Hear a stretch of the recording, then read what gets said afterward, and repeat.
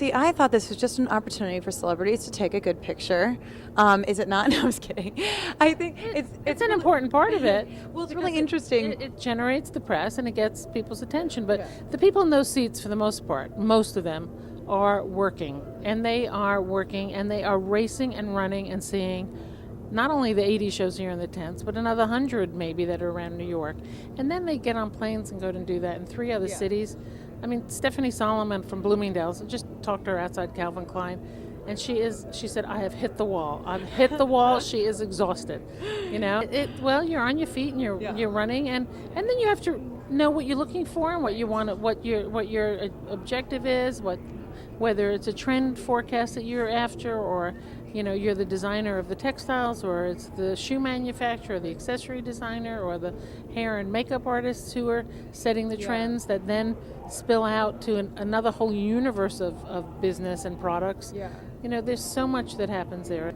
Yeah, it's much more than just looking at pretty clothes. I think people don't realize that. And one of the things that I know you've talked about before is the fact that Fashion Week has, the idea of Fashion Week and the reality of it, I suppose, has actually allowed fashion to enter the popular consciousness in a way that it hadn't before. I am interested to know what you think about how this has affected pop culture as a whole. Well, I think fashion is at the nexus of pop culture because, as you say, all of those people come together here. The celebrity who's in town promoting their movie or their CD, the politician sometimes, the business leader, the banker who's funding the collections, the fashionista. But, over the years, it's changed and grown so much because of the technology. At the very beginning, there were a couple of key newspapers that covered Fashion Week. It was the New York Times and Women's Wear Daily, and sure, the magazines had an editor there, but now with the proliferation of the internet and websites and blogs and and handhelds, fashion has become content for a gazillion people. And everybody in the audience has got something that they could be writing a story without us even knowing.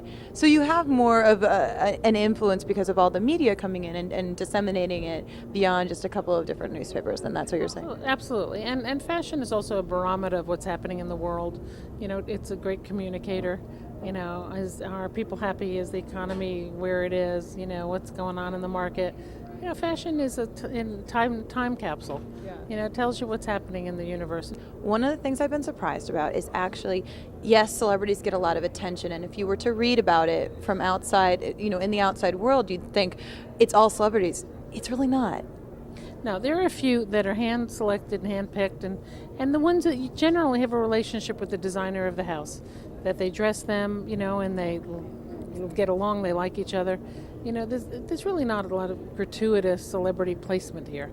It's a genuine relationship. I think most of them that I'm aware of, get a nice dress and wear the designer's clothes.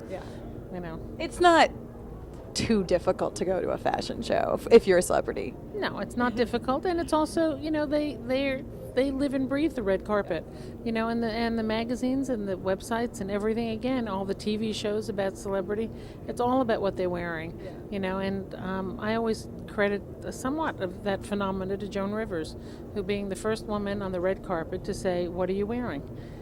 Before that, nobody ever asked that. It was always about their movie and their project, and she changed the dialogue on the carpet.